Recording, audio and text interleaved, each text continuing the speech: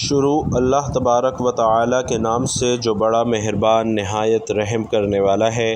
سورۃ الرحمن کی صرف ایک آیت کی تسبیح کا وظیفہ کر لو۔ یہ تسبیح جادو ٹونے بندش ختم کر کے انسان کے گھر میں دولت اور رزق لاتی ہے۔ محترم ناظرین، آج ہی سورۃ الرحمن کی بس یہ ایک آیت پڑھ لینا اور آج ہی معجزہ خود اپنی آنکھوں سے دیکھ لینا۔ انشاءاللہ پیسہ، دولت، شہرت، گھر میں لڑائی جھگڑے، جادو ٹونے، ہر طرح کے مسئلے کا حل ہو جائے گا انشاءاللہ۔ بے شک یقین نہیں آتا تو آزما کر دیکھ لیں۔ آج آپ کی خدمت میں سورۃ الرحمن کی ایک آیت کا عمل لے کر حاضر ہوا ہوں۔ اس ایک آیت کو وظیفہ آپ کی زندگی کی تمام مشکلات اور تمام پریشانیوں کو دور کر دے گا اور آپ کی ہر حاجت کو انشاءاللہ پورا کر دے گا۔ یہ وظیفہ رزق میں برکت کے لیے بہت ہی مجرب وظیفہ ہے۔ جس بھی مقصد کے لیے آپ اس وظیفے کو کریں گے اور ان کلمات کو پڑھیں گے، آپ کا مقصد اللہ کے فضل و کرم سے پورا ہو جائے گا۔ تو آج ہی سورۃ الرحمن کی اس ایک آیت کا وظیفہ کر لیں اور آج ہی معجزہ اپنی آنکھوں سے دیکھ لیں۔ آپ کی تمام مشکلات، تمام حاجتوں کو پورا کر دیا جائے گا۔ یہ آیت کون سی ہے اور اس کا وظیفہ کیسے کرنا ہے، مکمل تفصیل آپ کو ویڈیو میں بتاتا ہوں، لیکن اس سے پہلے آپ سے ایک گزارش ہے کہ اللہ تعالیٰ کا انتہائی طاقتور نام یا رحمان کمنٹ باکس میں ضرور لکھ دیجئے، کیونکہ جب اللہ کو اس طاقتور صفاتی نام سے پکارا جاتا ہے تو اللہ کی رحمت جوش میں آ جاتی ہے اور پھر اللہ سے جو کچھ مانگا جائے اللہ پاک ضرور عطا فرماتا ہے۔ تو بھائیوں اور بہنوں، احادیث مبارکہ کا مطالعہ کرنے سے پتہ چلتا ہے کہ چھوٹی چھوٹی نیکیوں پر بڑے بڑے ثوابوں کی بشارتیں ہیں۔ اسی طرح کئی ایسے اعمال بھی ارشاد فرمائے گئے ہیں کہ جن کا ثواب تو ہے ہی، ساتھ ہی رزق میں برکت، وسعت اور کشادگی بھی ملتی ہے۔ اسی طرح قرآن پاک کی ایک بہت ہی پیاری صورت ہے۔ اگر اس صورت کی ایک آیت کا وظیفہ بتائے گئے طریقے کے مطابق پڑھیں گے تو اللہ کے فضل و کرم سے آپ کو دولت اور عزت کی فراوانی ملے گی، یعنی اللہ پاک آپ کے لیے ایسے اسباب پیدا کر دے گا کہ آپ کے پیسے کے متعلق ہر پریشانی دور ہو جائے گی اور انشاءاللہ آپ کی ہر خواہش پوری ہو جائے گی۔ اس آیت کے کمالات دیکھ کر آپ لوگ خود بھی حیران رہ جائیں گے، غیب سے دولت والے ہاتھ آپ کے پاس آ جائیں گے۔ تو محترم ناظرین، آج تمام کام چھوڑ کر یہ ایک آیت کا وظیفہ جس ترتیب سے بتا رہا ہوں اسی ترتیب سے آپ نے پڑھ لینا ہے۔ یہ انتہائی مجرب اور طاقتور وظیفہ ہے۔ اگر نسلوں کو بٹھا کر کھلانا چاہتے ہیں، اگر چاہتے ہیں کہ کروڑوں روپے کی برسات ہو جائے، پیسہ ہی پیسہ آ جائے، آپ گنتے گنتے تھک جائیں لیکن پیسہ ختم نہ ہو۔ پیسہ انسان کی ضرورت ہے اور پیسہ نہ ہو تو زندگی میں سکون نہیں ہوتا اور بندہ ہر وقت پریشانیوں میں گھرا رہتا ہے کہ اخراجات کیسے اور کہاں سے پورے کرے۔ یہ وظیفہ آپ لازمی کیجئے گا۔ بے حد چھوٹا سا اور آسان سا وظیفہ ہے جو آپ کی پریشانی، آپ کے مسائل، آپ کی تنگ دستیوں کو حل کر دے گا۔ محترم ناظرین، اللہ پاک جب کرم کرتا ہے تو انسان کی عقل دنگ رہ جاتی ہے۔ معجزے کرنے والی ذات صرف اللہ کی ہے، ہمیں بس ہر نعمت پر اللہ کا شکر ادا کرنا ہے۔ وظیفہ اللہ پاک کے بابرکت ناموں اور قرآن پاک کی ایک پیاری سی سورت کی آیت کا وظیفہ ہے، اور اس وظیفے کو کرنے سے انشاءاللہ انسان کی ہر پریشانی حل ہو جاتی ہے، ہر مشکل ختم ہو جاتی ہے۔ جو ویڈیو دیکھ کر یہ وظیفہ پڑھنا شروع کر دے گا اور اللہ پاک کی ذات پر یقین رکھتے ہوئے پڑھے گا، اسے انشاءاللہ مایوسی نہیں ہوگی، اس کی جیب خالی نہیں رہے گی، اس کے کاروبار سے برکتیں ختم نہیں ہوں گی۔ میرے بھائیوں، میری بہنوں، اس وظیفے کو کسی بھی دن، کسی بھی وقت پڑھ سکتے ہیں۔ اب آپ لوگ پوچھیں گے کہ اس وظیفے کو کتنے دن پڑھنا ہے؟ تو ناظرین، یہ وظیفہ صرف اور صرف ایک دن کا ہے۔ ایک دن آپ اس وظیفے کو کیجئے، اگر آپ چاہیں تو دوسرے دن بھی عمل کو کر سکتے ہیں، لیکن ایک دن کے عمل سے ہی انشاءاللہ آپ کو فائدہ ہوگا اور ایک دن کا وظیفہ کرنے سے ہی آپ کے مسائل حل ہونا شروع ہو جائیں گے۔ سورۃ الرحمن، جس کا نام اللہ کے خوبصورت ترین ناموں میں سے ایک نام پر رکھا گیا ہے، اس سورت میں خدا کے فضل کی مثالیں دی گئی ہیں اور اللہ کے مختلف تحائف کی اہمیت کو دہرایا گیا ہے۔ سورۃ الرحمن ہمیں رحمت الہی کے تصور پر غور کرنے کی ترغیب دیتی ہے۔ اللہ نے ہمیں مختلف تحائف دیے ہیں۔ یہ دنیا بھی ایک تحفہ ہے۔ درخت، کھانا، ہمارے ارد گرد کا ماحول، ہوا، پانی، صحت مند جسم اور دماغ، خاندان، دوست، احباب، یہ سب کچھ ایک تحفہ ہے۔ ہم ان سب کو قدر کی نگاہ سے نہیں دیکھتے، اور سورۃ الرحمن ہمیں یہ یاد رکھنے میں مدد کرتی ہے کہ اس طرح کے تمام احسانات ایسی چیز نہیں ہے جن سے ہم غفلت برتیں۔ یہ آیت دہرانے سے کہ یہ تمہارے رب کی نعمتیں ہیں جنہیں تم جھٹلاتے ہو، یہ صورت ہمیں بتاتی ہے کہ ہم اپنے رب کی کسی نعمت کا انکار نہ کریں تو تم اپنے رب کی کون کون سی نعمت کو جھٹلاؤ گے۔ اس وقت کے مطابق کافر مسلسل اور مکروہ طور پر حق کا انکار کر رہے تھے اور مسلمانوں پر کھلے عام تشدد کر رہے تھے۔ تم اپنے پروردگار کی کون کون سی نعمت کو جھٹلاؤ گے؟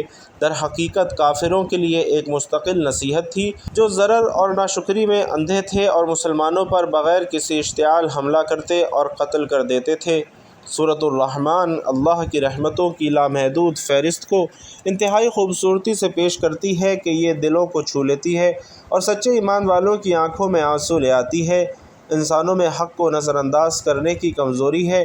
ہم جانتے ہیں کہ ہر چیز فانی ہے، لیکن اس کے باوجود ہم دنیاوی دولت اور اثاثوں کے حصول میں دیوانہ ہیں۔ ہمیں اس بات کا علم ہونا چاہیے کہ اس زندگی میں ہمارے پاس جو کچھ ہے وہ مشکل نہیں ہے۔ ہمارے خاندان اور دوست ہمیں چھوڑ سکتے ہیں، اچھی صحت میں کمی آ سکتی ہے، ہماری دولت ختم ہو سکتی ہے، لیکن پھر بھی ہم مغرور اور متکبر رہتے ہیں۔ سورۃ الرحمن بار بار ہمیں اللہ کا شکر ادا کرنے کی یاد دلاتی ہے، کیونکہ ہمارے پاس جو کچھ بھی ہے وہ ہمارے لیے اللہ کا تحفہ ہے۔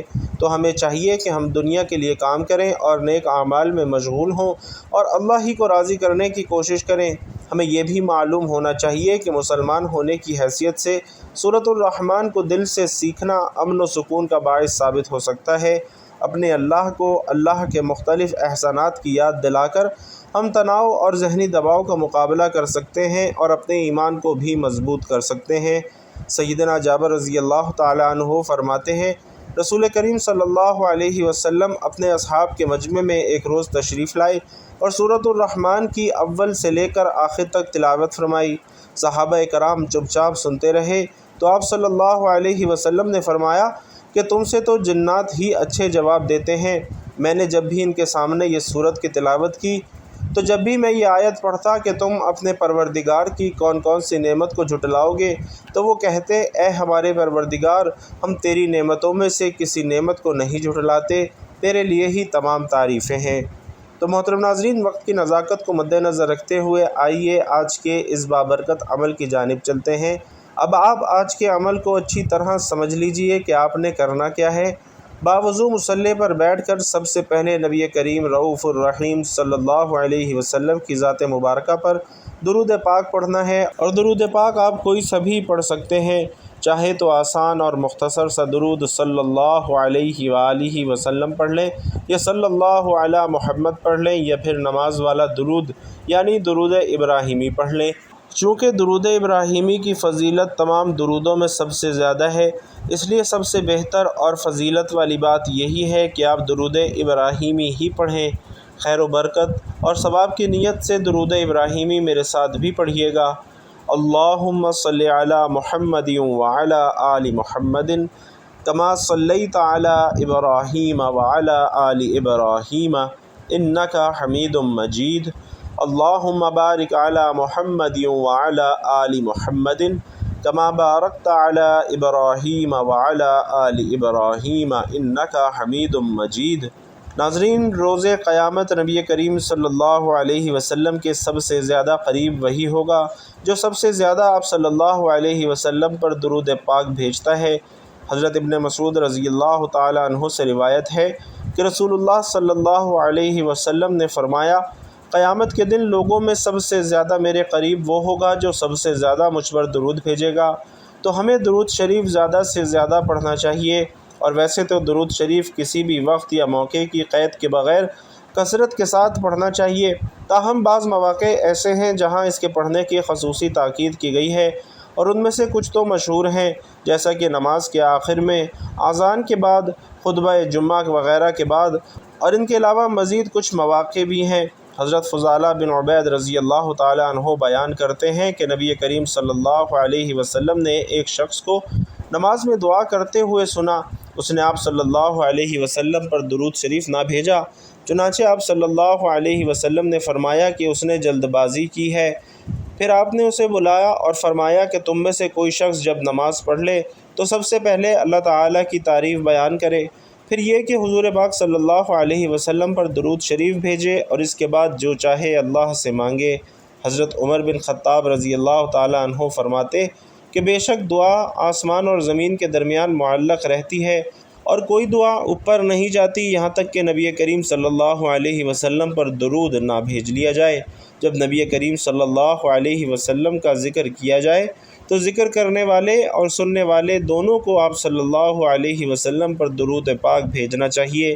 نبی کریم صلی اللہ علیہ وسلم کا ارشاد پاک ہے، اس آدمی کی ناک خاک میں ملے جس کے پاس میرا ذکر کیا گیا اور اس نے مجھ پر درود نہ بھیجا۔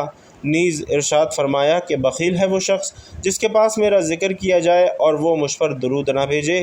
ارشاد نبوی صلی اللہ علیہ وسلم ہے، جب تم مؤذن کو سنو تم بھی اسی طرح کہو جیسے وہ کہے، پھر مجھ پر درود بھیجو، کیونکہ جو شخص مجھ پر 1 مرتبہ درود بھیجتا ہے اللہ تعالیٰ اس پر 10 مرتبہ رحمتیں بھیجتا ہے، اس کے 10 گناہ معاف کر دیتا ہے اور اس کے 10 درجات بلند کرتا ہے۔ تو ناظرین محترم، درود پاک پڑھنے کے بعد آپ نے سب سے پہلے اپنے مقصد کی نیت کرنی ہے۔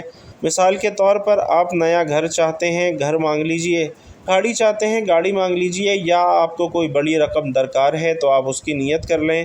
اپنے بیٹے یا بیٹی کا کہیں اچھی جگہ رشتہ کرنا چاہتے ہیں تو اس کی نیت کر لیں۔ آپ کی اولاد نافرمان ہے اور آپ اپنی اولاد کو فرما بردار بنانا چاہتے ہیں، شوہر نافرمان ہے، آپ کی بات نہیں مانتا، اس مقصد کے لیے پڑھ لیں۔ یا آپ اس طرح کریں کہ ساری اکٹھی حاجات کی نیت کر لیں۔ الغرض آپ کا جو بھی مقصد ہے، جو بھی حاجت ہے، جو بھی ضرورت ہے اس کی نیت کیجئے، اور اس کے بعد ایک بار تعوذ اور ایک بار تسمیہ یعنی اعوذ باللہ من الشیطان الرجیم بسم اللہ الرحمن الرحیم پڑھ کر وظیفے کا آغاز کرنا ہے۔ اور سب سے پہلے نمبر پر آپ نے جو وظیفہ پڑھنا ہے وہ وظیفہ ہے حسبنا اللہ و نعم الوکیل۔ یہ وظیفہ آپ نے دائیں ہاتھ کی انگلیوں پر یا تسبیح کے دانوں پر 11 مرتبہ پڑھنا ہے۔ جب 11 بار آپ حسبنا اللہ و نعم الوکیل پڑھ لیں، اس کے بعد آپ نے دوسرے نمبر پر جو وظیفہ پڑھنا ہے ناظرین محترم وہ وظیفہ یا رزاقو کا وظیفہ ہے۔ یہ وظیفہ بھی آپ نے دائیں ہاتھ کی انگلیوں پر یا تسبیح کے دانوں پر 11 مرتبہ پڑھنا ہے۔ جب دوسرے نمبر پر 11 مرتبہ یا رزاقو کا وظیفہ پڑھ لیں تو اب آپ نے تیسرے نمبر پر کون سا وظیفہ پڑھنا ہے۔ ناظرین، یہ خاص بات بتانے لگا ہوں، اسے دھیان سے سمجھیے گا۔ اب آپ نے تیسرے نمبر پر سورۃ الکوثر پڑھنی ہے۔ بسم اللہ الرحمن الرحیم انا اعطیناک الکوثر فصل لربک وانحر ان شانئک ھو الابتر۔ سورۃ الکوثر جو کہ قرآن پاک کی سب سے چھوٹی سورت ہے، اس سورت کو دولت والی سورت بھی کہا جاتا ہے اور اس کے بہت سے فوائد ہیں۔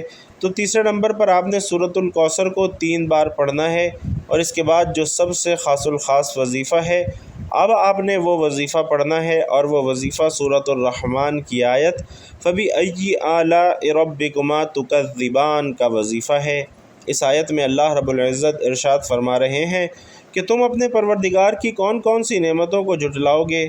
تو محترم ناظرین، اب آپ نے اس آیت مبارکہ کا وظیفہ پڑھنا ہے اور ایک تسبیح حسبنا اللہ و نعم الوکیل کی مکمل پڑھنی ہے، یعنی ایک تسبیح مکمل آپ نے فَبِأَيِّ آلَاءِ رَبِّكُمَا تُكَذِّبَانِ کی پڑھنی ہے۔ اور جب آپ یہ سارے اعمال بتائے گئے طریقے اور ترتیب کے مطابق پڑھ لیں تو اس کے بعد آپ نے آخر میں وہی درود پاک پڑھنا ہے جو آپ نے عمل کے شروع میں پڑھا تھا۔ اب آپ کا عمل مکمل ہو چکا ہے، تو عمل کی مکمل ترتیب دوبارہ سمجھ لیجئے کہ سب سے پہلے باوضو مصلی پر بیٹھ کر آپ نے ایک بار نبی کریم صلی اللہ علیہ وسلم کی ذات مبارکہ پر درود پاک پڑھنا ہے۔ درود پاک پڑھنے کے بعد آپ نے اعوذ باللہ من الشیطان الرجیم بسم اللہ الرحمن الرحیم پڑھ کر سب سے پہلے حسبنا اللہ و نعم الوکیل کا وظیفہ کرنا ہے۔ 11 مرتبہ حسبنا اللہ و نعم الوکیل پڑھنا ہے۔ پھر دوسرے نمبر پر 11 مرتبہ ہی یا رزاقو کا وظیفہ پڑھنا ہے۔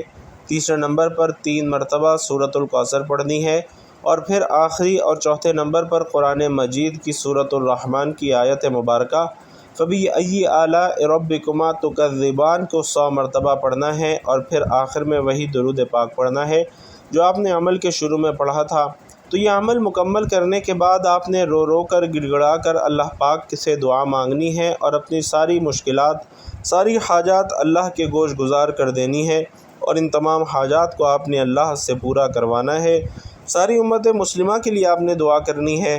بھائیوں اور بہنوں، اس عمل کی برکت سے انشاءاللہ آپ کی تمام پریشانیاں دور ہو جائیں گی اور تمام حاجات انشاءاللہ پوری ہو جائیں گی۔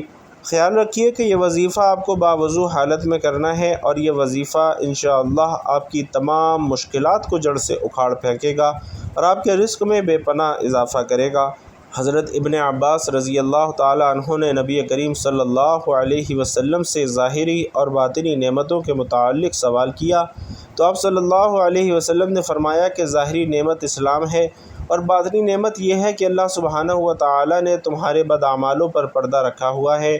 ظاہری نعمت صحت، تندرستی اور انسان کا ایسا اخلاق ہے، اور باطنی نعمت ایمان اور عقل ہے۔ ظاہری نعمت وہ ہے جو آنکھوں سے نظر آتی ہے، مثلا انسان کا دل، منصب، مرتبہ، اس کا حسن و جمال اور عبادت و اطاعت کی توفیق، اور باطنی نعمت انسان کے دل و دماغ میں اللہ تعالیٰ کا علم، اس پر حسن یقین اور اللہ تعالیٰ کے بندوں سے مصائب اور غم دور کرنا ہے۔ سورۃ الرحمن میں 31 بار ذکر فرمایا، اور بار بار اس آیت کو ذکر کرنے کا فائدہ اس آیت کے معنی کو ذہن میں راست کرنا ہے اور اس کی اہمیت کو اجاگر کرنا ہے، کیونکہ جو چیز اہم ہوتی ہے اس کا ذکر بار بار کر کے اس کی تاکید کی جاتی ہے، اور جس چیز کے ذکر میں لذت ہو اس کا ذکر بھی بار بار کیا جاتا ہے، اور رب کی نعمتوں کے ذکر سے مسلمانوں کو لذت حاصل ہوتی ہے، اس لیے اس کا بار بار ذکر فرمایا گیا ہے۔ محترم ناظرین، یہ بھی تو ممکن تھا کہ ہم کسی ہندو یا کسی اور مذہب سے تعلق رکھنے والے گھرانے میں پیدا کر دیے جاتے اور پھر اسلام کی تلاش کر کے اس میں داخل ہوتے، مگر میرے رب نے ہمیں یہ اضافی نعمت دی ہے۔ اگر ہم اللہ کی اس نعمت کے شکر میں مصروف ہو جائیں کہ اس نے ہمیں بحیثیت مسلمان پیدا کیا اور بحیثیت مسلمان ہی انشاءاللہ ہماری موت متوقع ہے، تو شاید عمر بیت جائے مگر شکر کا حق ادا نہ ہو پائے۔ زندگی کو اگر دل فریب اور آسان بنانا چاہتے ہیں تو لوگوں میں نقص نکالنے کے بجائے اپنے رب کی نعمتوں کو گننا اور ان کا شکر ادا کرنے کی عادت بنا لیجئے۔ یقین کیجئے کہ زندگی خوبصورت اور بابرکت ہو جائے گی۔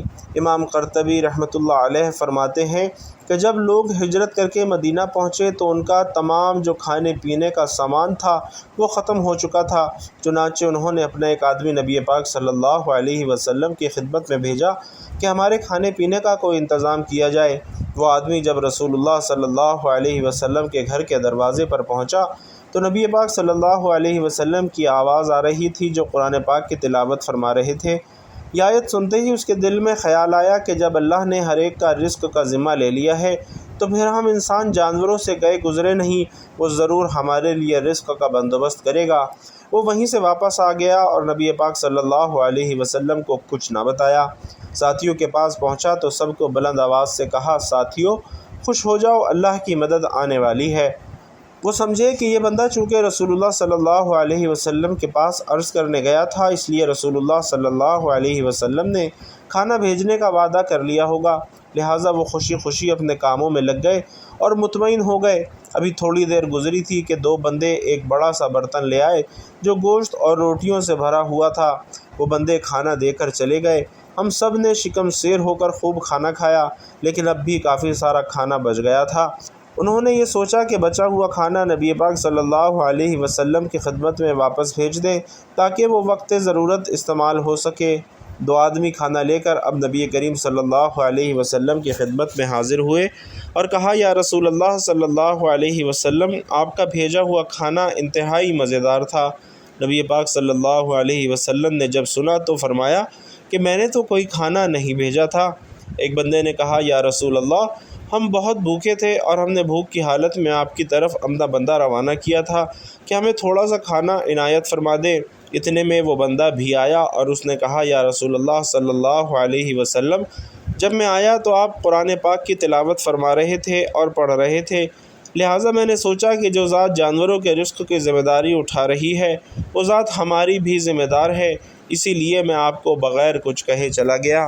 تب نبی کریم صلی اللہ علیہ وسلم مسکرائے اور فرمایا، یہ رزق میں نے نہیں بلکہ اس پروردگار نے بھیجا ہے جو ہر شے کے رزق کا ذمہ دار ہے۔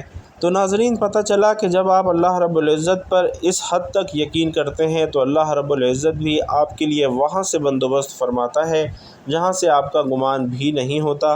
لہٰذا اللہ کی ذات پر کامل یقین رکھتے ہوئے یہ وظیفہ کیجیے اور اپنی تمام ضروریات اس رب کے آگے رکھ دیجئے۔ انشاءاللہ آپ کی جو بھی حاجت ہوگی، جو بھی ضرورت ہوگی، اللہ تبارک و تعالی وہ ضرور پوری فرمائے گا۔ اللہ رب العزت سے دعا ہے کہ نیکی کی بات ہم سب کو سننے، سمجھنے اور اس پر عمل کرنے کی طاقت اور توفیق مرحمت فرمائے۔ میرا سنانا اور آپ کا سننا اپنی بارگاہ میں قبول و منظور فرمائے، آمین یا رب العالمین۔ محترم ناظرین، آخر میں آپ سے گزارش ہے کہ کمنٹ باکس میں اللہ تعالیٰ کا انتہائی خوبصورت نام یا رحمن ہدیۃً تحفۃً ضرور لکھتے جائیے گا۔ اللہ رب العزت آپ سب کا حامی و ناصر ہو، آمین یا رب العالمین۔